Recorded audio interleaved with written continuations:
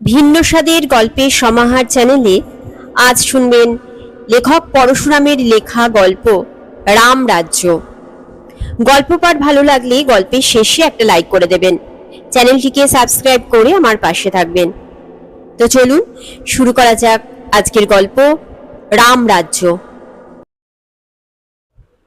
জেলা জজ সুবোধ রায় সম্প্রতি অবসর নিয়ে কলকাতায় বাস করছেন। তিনি এখন গীতা পড়েন, সস্ত্রীক ঘন ঘন সিনেমা দেখেন, বন্ধুদের সঙ্গে ব্রিজ খেলেন এবং রাজনীতি নিয়ে তর্ক করেন। তার আরো একটি শখ আছে। প্রতি শনিবার সন্ধ্যায় তার বাড়িতে একটি সেয়াঁস বা প্রেত চক্রের অধিবেশন হয়। এই চক্রের সদস্য 7 জন, যথা সুবোধ রায় নিজে, বিপাশা দেবী তার পত্নী, হপিত কবিরত্ন অধ্যাপক, কানাই গাঙ্গুলি প্রবীণ দেশপ্রেমী, ভুজঙ্গ ভঞ্জ নবীন দেশপ্রেমী, অবোধ বিহারী লাল কারবারি দেশপ্রেমী, ভূতনাথ নন্দী বিখ্যাত মিডিয়ম। ভূতনাথ গুণী লোক। 3 মিনিট আবাহন করতে না করতে তার উপর পরলোকবাসীর ভর হয় এবং তার মুখ দিয়ে অনর্গল অলৌকিক বাণী বেরুতে থাকে। ভূতনাথের বয়স 30-এর মধ্যে। শোনা যায় পূর্বে সে স্কুল মাস্টার নিয়ে তারপর গল্প, নাটক ও কবিতা লিখত, তারপর থিয়েটার সিনেমায় অভিনয় করত। এককালে তার একটা কুস্তির আখড়াও ছিল। সম্প্রতি নিজের আশ্চর্য ক্ষমতা আবিষ্কার করে সে পেশাদার মিডিয়ম হয়েছে। সুবোধবাবু তার একজন বড় মক্কেল। প্রেত চক্রের মামুলি পদ্ধতি হচ্ছে, অন্ধকার ঘরে সদস্যগণ টেবিলের চারিধারে বসেন এবং সকলে হাত ধরাধরি করে কোনো পরলোকবাসীকে এক মনে ডাকেন। কিন্তু সুবোধবাবু খুঁতখুঁতে লোক।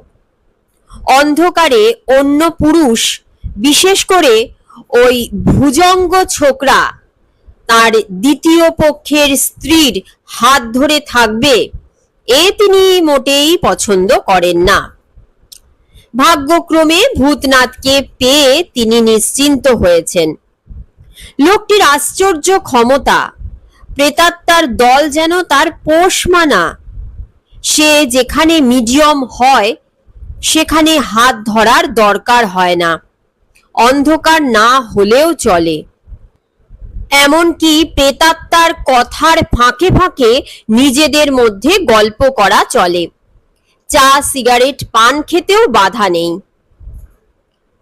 আজ শনিবার সন্ধ্যাবেলায় নিচের বড় ঘরে যথারীতি প্রেত চক্রের বৈঠক বসেছে। সকল সদস্যই উপস্থিত আছেন।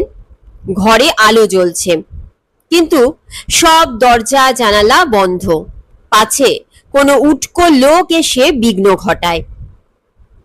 পূর্বে কয়েকটি অধিবেশনে চন্দ্রগুপ্ত, সিরাজদৌল্লা, নেপোলিয়ান, হিটলার প্রভৃতি নামজাদা লোক এবং পরলোকগত অনেক আত্মীয় স্বজন ভূতনাথের মারফত তাদের বাণী বলেছেন। সুবোধবাবু প্রশ্ন করলেন, আজ কাকে ডাকা হবে? ভুজঙ্গ ভঞ্জ বললে, আমার দাদামশাইকে একবার ডাকুন, তার ভিক্টোরিয়া মার্কা গিনিগুলো কোথায় রেখে গেছেন খুঁজে পাচ্ছি না। অবোধ বিহারী লাল বললে, দাদা, চাচা, মামু, মৌসা ওসব ছড়িয়ে দেন, মহাত্মাজিকে বোলান। মহাত্মাজি দেখছেন তো দেশ জাহান্নামে যাচ্ছে, তিনি একটা সালহা দেন জैसे তুরন্ত রাজ হয়ে যায়।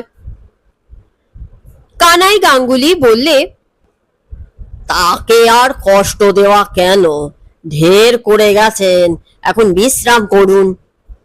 ভুজঙ্গ ভঞ্জ বললে, মহাত্মাজিকে ডেকে লাভ নেই, তিনি কি বলবেন তা তো জানাই আছে।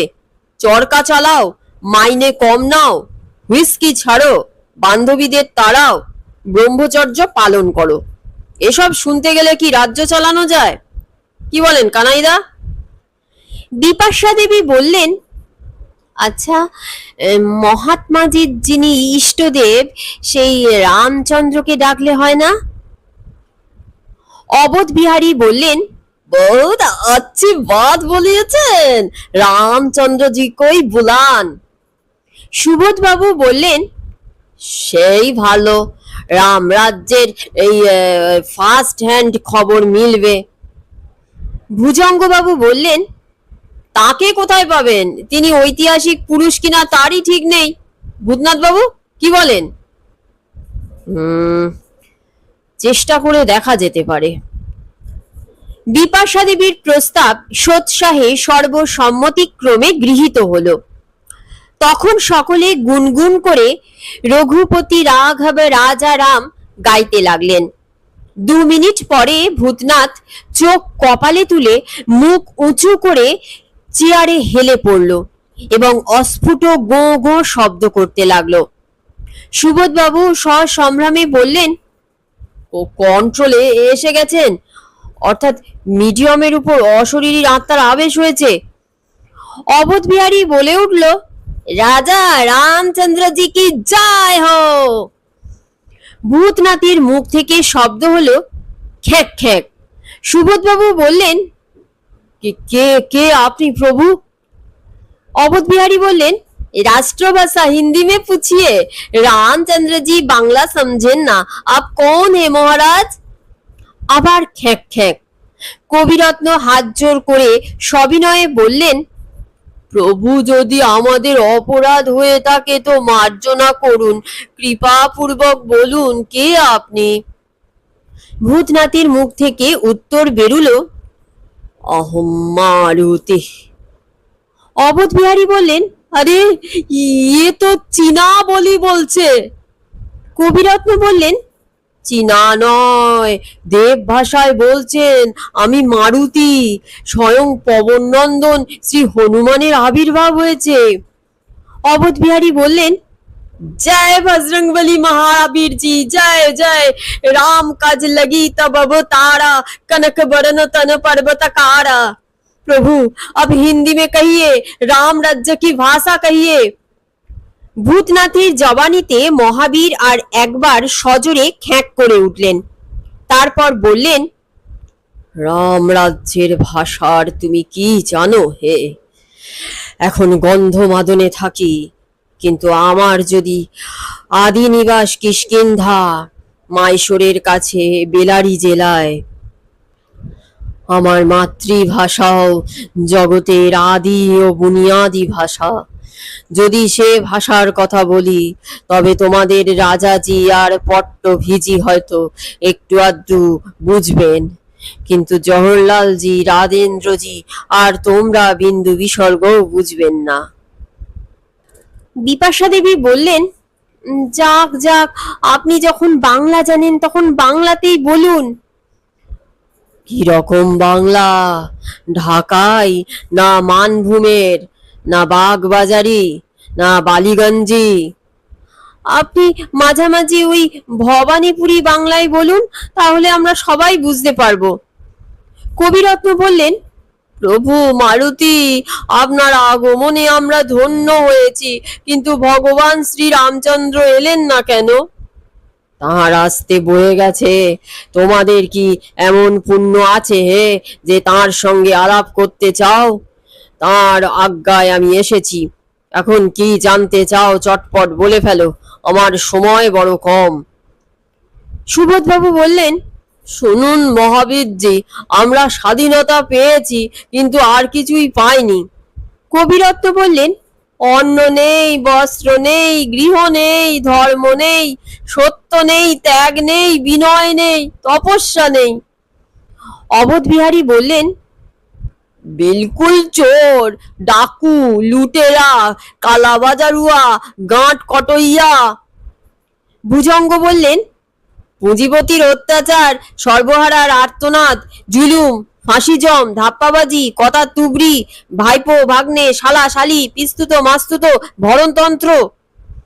কানাইবাবু বললেন, বিদেশি গুরুর প্ররোচনায় স্বদেশদ্রোহিতা, ভারতের আদর্শ বিসর্জন, স্বার্থসিদ্ধির জন্য মিথ্যার প্রচার, কিষাণ মজদুরকে কুমন্ত্রণা, বোকা ছেলে মেয়েদের মাথা খাওয়া, পিস্তল, বোমা।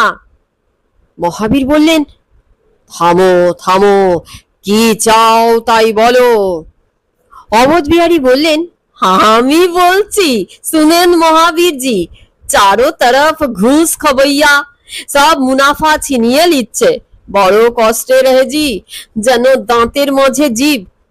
বিভীষণ জি जैसा बोलिएছেন, सुनो पवन सुत रहनी हमारी, जीमी दसनन ही महु जीव बिचारी।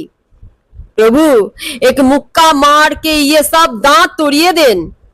কবিরত্ন বললেন, তুমি একটু চুপ করো তো বাপু। মহাবীরজি, আমরা কেবল রামরাজ্য চাই, তাহলেই সব হবে। সাধুদের পরিত্রাণ, দুষ্কৃতদের বিনাশ, এ প্রজার সর্বাঙ্গীন মঙ্গল। কানাইবাবু বললেন, পণ্ডিত মশাই, ব্যস্ত হলে চলবে না। রাষ্ট্র শাসনের ভার কদিনই বা আমরা পেয়েছি। মহাবীরজির কৃপায় যদি দেশদ্রোহীদের জব্দ করতে পারি, তবে দেখবেন শীঘ্রই কিষাণ মজদুর রাজ হবে। কবিরত্ন বললেন, কিষাণ মজদুর সেক্রেটারিয়েটে বসে রাজকার্য চালাবে?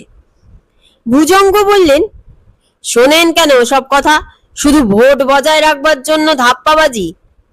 কানাই বললেন, ভাই হে, ধাপ্পাবাজির ওস্তাদ তো তোমরা, তোমাদেরই গুটিকতক গুলি আমরা শিখেছি। সুবোধবাবু বললেন, থামো, এখন ঝগড়া করো না। মহাবীরজি দলাদলিতে দেশ উৎসন্নে যাচ্ছে, আপনি প্রতিকারের একটা উপায় বলুন। আমরা চাই বিশুদ্ধ ডেমোক্রেসি, অর্থাৎ গণতন্ত্র, কিন্তু নানা দলের নানা কথা শুনে লোকে ঘাবড়ে যাচ্ছে, ডেমোক্রেসি দানা বাঁধতে পারছে না। মহাবীর বললেন তখন, একটা প্রাচীন ইতিহাস বলছি শোনো। গৌরনদ দেশের রাজা গোবর্ধনের 1,00,000 গরু ছিল। তারা রাজধানীর নিকটস্থ অরণ্যে চড়ে বেড়াতো। জনকতক গোপ তাদের পালন করত। কি একটা মহাপাপের জন্য অগস্ত্য মুনি শাপ দেন, তার ফলে রাজা এবং বিস্তর প্রজার মৃত্যু হলো। অবশিষ্ট সকলে পালিয়ে গেল। রাজার গরুর পাল রক্ষকের অভাবে উদ্ভ্রান্ত হয়ে পড়ল এবং হিংস্র জন্তুর আক্রমণে বিনষ্ট হতে লাগলো। তখন একটি বিজ্ঞ বৃষ বলল, এরকম অরাজক অবস্থায় তো আমরা বাঁচতে পারবো না। ওই পর্বতের গুহায় পশুরাজ সিংহ থাকেন, চলো আমরা তাঁর শরণাপন্ন হই। গরুদের প্রার্থনা শুনে সিংহ বলল, উত্তম প্রস্তাব, আমি তোমাদের রাজা হলুম, তোমাদের রক্ষাও করব, কিন্তু আমাকেও তো জীবন ধারণ করতে হবে। অতএব তোমরা রাজকর স্বরূপ প্রত্যহ একটি নধর গরু আমাকে পাঠাবে। গরুর দল রাজি হয়ে প্রণাম করে চলে গেল এবং সিংহকে রাজকর দিতে লাগলো। কিছুকাল পরে সিংহ মাতব্বর গরুদের ডেকে আনিয়ে বললে, দেখো, একটি গরুতে আর কুলোচ্ছে না। রাজ্য শাসনের জন্য অনেক অমাত্য পাত্র মিত্র বাহাল করতে হয়েছে। আমিও সংসারী লোক, পুত্র কন্যা ক্রমেই বাড়ছে, তাদেরও তো খাওয়াতে হবে, অতএব রাজকর বাড়াতে হচ্ছে। এখন থেকে তোমরা প্রত্যহ 10টি গরু পাঠাও। গরুরা বিষণ্ণ হয়ে যে আজ্ঞে বলে চলে গেল। আরো কিছুকাল পরে সিংহ বললে, ওহে প্রজাবৃন্দ, 10টি গরুতে আর চলে না। রাজ্য শাসন সোজা কাজ নয়, আর তোমরাও অতি বেয়ারা প্রজা। তোমাদের দমনের জন্য বিস্তর কর্মচারী রাখতে হয়েছে। অতএব এখন থেকে প্রতিদিন 20টি করে গরু পাঠাও। গরুর মুখপাত্ররা উপায়ান্তর না দেখে এবারেও বললে যে আজ্ঞে মহারাজ।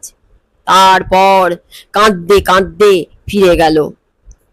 তখন সেই বিজ্ঞ বৃষ বললে, এই অরণ্যের উত্তর প্রান্তে এক মহাস্থবির তপস্বী বৃষ আছেন। পূর্বজন্মে তিনি ব্রাহ্মণ ছিলেন। অখাদ্য ভোজনের ফলে বৃষত্ব পেয়েছেন। এখন তিনি তপস্যা করে গর্ভশ্রী হয়েছেন। তিনি মহাজ্ঞানী, চলো তাকে আমাদের দুঃখ জানাই। গরুরা গবর্ষির আশ্রমে গিয়ে তাদের দুঃখের কথা বললে। কিছুক্ষণ ধ্যানস্থ থেকে গবর্ষি বললেন, আমি তোমাদের একটি মন্ত্র শিখিয়ে দিচ্ছি, এটি তোমরা নিরন্তর জপ করো। গহিতায় গভীর গবাং শাসনম। বিপাশা দেবী তখন বললেন, মানে কি হলো? কবিরত্ন বললেন, অর্থাৎ গরুর হিতের নিমিত্ত গরু কর্তৃক গরু শাসন। বিপাশা দেবী বললেন, আশ্চর্য, ঠিক যেন government of the people, by the people, for the people. Mahavir তখন বললেন, তারপর শোনো।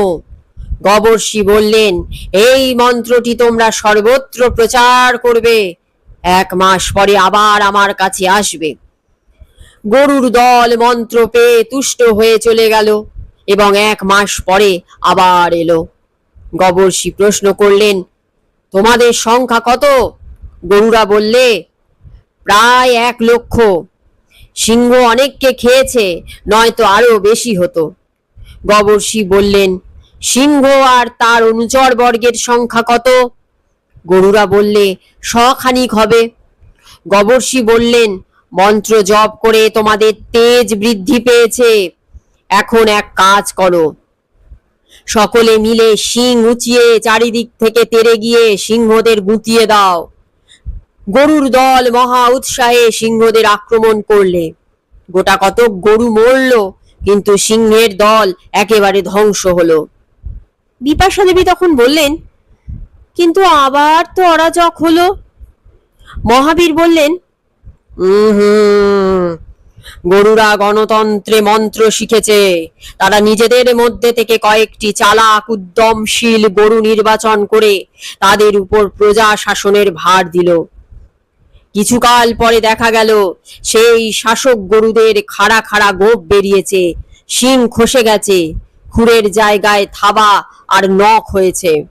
তাদের কেউ বাঘের, কেউ শিয়ালের, কেউ ভালুকের রূপ পেয়েছে। প্রজা গরুরা আশ্চর্য হয়ে জিজ্ঞাসা করলে, ভাই সব, এ কি দেখছি? কোন পাপে তোমাদের এই শাপদদশা হলো? শাসক গরুরা উত্তর দিল, পাপ নয়, আমরা ক্ষত্রিয় হয়েছি, ঘাস খেয়ে রাজকার্য করা চলে না, জাবর কাটতে বৃথা সময় নষ্ট হয়। এখন আমরা আমিষাহারী, ঘরে বাইরে শত্রুরা ওত পেতে আছে। তোমাদের রক্ষণ আর সেবার জন্য বিস্তর কর্মচারী রাখতে হয়েছে। আমাদের প্রচন্ড পরিশ্রম করতে হয়, সেজন্য ক্ষুধাও প্রবল। বনের সব মৃগ আমরা খেয়ে ফেলেছি। যদি সুশাসন চাও, তবে তোমরা সকলে কিঞ্চিত স্বার্থ ত্যাগ করে আমাদের উপযুক্ত আহার যোগাও, যেমন সিংহের আমলে যোগাতে। গরুরা রাজি হলো, কিন্তু গুটি কতক ধূর্ত গরু ভাবলে, বাহ, এরা তো বেশ আছে, সর্দারি করে বেড়াচ্ছে, ঘাস খুঁজতে হচ্ছে না, জাবর কাটতে হচ্ছে না, আমাদেরই হাড় মাস কর্মর করে খাচ্ছে, আমরাই বা ফাঁকে পড়ি কেন? এই স্থির করে তারা দল বেঁধে শাপদ গরুদের গুঁতিয়ে তাড়িয়ে দিলে এবং নিজেরাই শাসক হলো। কিছুকাল পরে তারাও শাপদ হয়ে গেল এবং তাদের দেখে অন্য গরুদেরও প্রভুত্বের লোভ হলো। এই রকমে সমস্ত গরু গুঁতোগুঁতি কামড়া কামড়ি করে মরে গেল। গৌরনদ দেশ একটি গো ভাগাড়ে পরিণত হলো। কানাইবাবু বললেন, আপনার এই গল্পের মোরাল কি? আপনি কি বলতে চান, গণতন্ত্র কি খারাপ? মহাবীর বললেন, তন্ত্রে রাজ্য শাসন হয় না, মানুষই রাজ্য চালায়। গণতন্ত্র বা যে তন্ত্রই হোক, তা শব্দ মাত্র, লোকে ইচ্ছানুসারে তার ব্যাখ্যা করে। সুবোধবাবু বললেন, ঠিক বলেছেন, এই ব্রিটেন, আমেরিকা, রাশিয়া প্রত্যেকেই বলে যে তাদের শাসনতন্ত্র খাঁটি ডেমোক্রেসি। মহাবীর বললেন, শাসন পদ্ধতির নাম যাই হোক, দেশের জনসাধারণ রাজ্য চালায় না, তারা কয়েকজনকে পরিচালক রূপে নিযুক্ত করে, অথবা ধাপ্পায় মুগ্ধ হয়ে একজনের বা কয়েকজনের কর্তৃত্ব মেনে নেয়।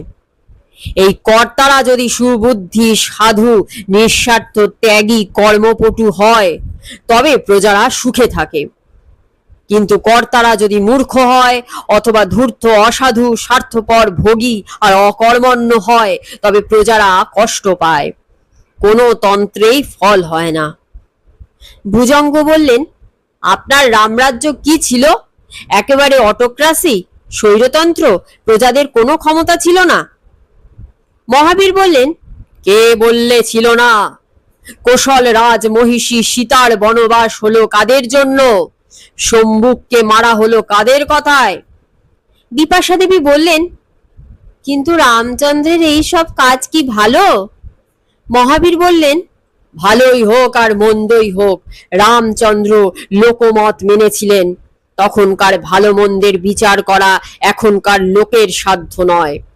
লোকমত সৃষ্টি করেন প্রভাবশালী সুবুদ্ধি সাধুগণ অথবা ধূর্ত অসাধুগণ। রামচন্দ্র নিজের মতে চলতেন না। নিঃস্বার্থ জ্ঞানী ঋষিরা কর্তব্য অকর্তব্য বেঁধে দিয়েছিলেন, রামচন্দ্র তাই মানতেন, প্রজারাও তাই মানত।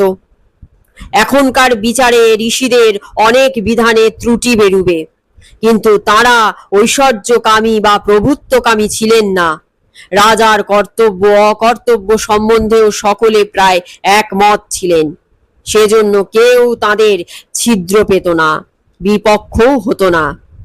সুবোধবাবু বললেন, অর্থাৎ রামরাজ্য মানে ওয়ান পার্টি ঋষিতন্ত্র, এখন সেরকম ঋষি জোগাড় করা যায় কি করে? মহাবীর বললেন, ঋষি চাই না।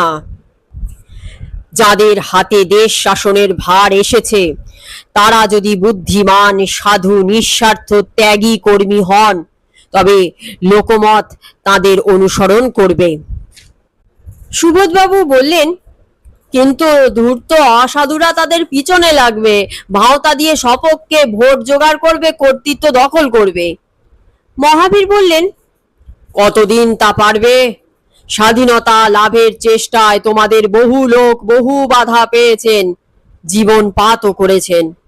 তারা স্বাধীনতা দেখে যেতে পারেননি, কিন্তু তাদের সাধনা সফল হয়েছে। রাম রাজ্য অর্থাৎ সাধুজন পরিচালিত রাজ্যের প্রতিষ্ঠাও সেই রকমের হবে। এই ব্রত যারা নেবেন তারা নিজের আচরণ দ্বারা প্রজায় বিশ্বাসভাজন হবেন।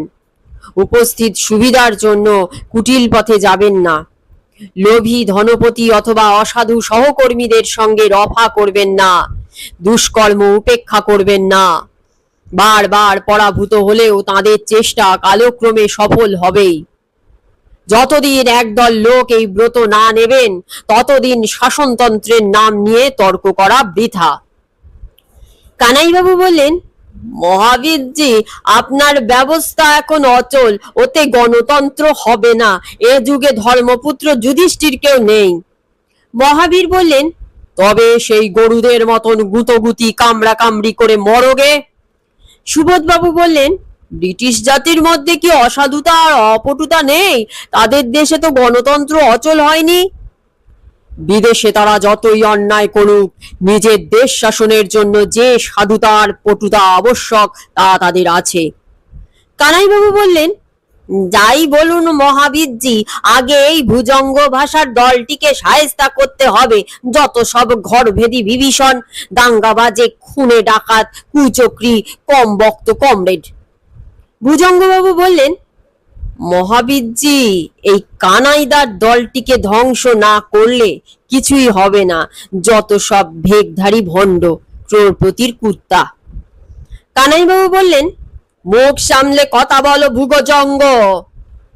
যত সব মিটমিটে শয়তান, বিড়াল তপস্বী, রক্তচোষা বাঁদুর। কানাই গাঙ্গুলি অত্যন্ত চটে উঠে ঘুষি তুলে মারতে এলো। ভুজঙ্গ তার হাত ধরে ফেললে। দুজনে ধস্তাধস্তি হতে লাগলো। সুবোধবাবু বিব্রত হয়ে বললেন, তোমাদের কি স্থানকাল জ্ঞান নেই? এখন মারামারি করছো? ওহে অবোধ বিহারী, থামিয়ে দাও না। অবোধ বিহারী বললেন, আমি আজ একাদশী কিজিয়ে বাবুজি, এই বহুত কমজোর আছি। বিপাশা বললেন, মহাবীরজি, আপনি উপস্থিত থাকতে এই সুন্দর উপসুন্দর লড়াই হবে?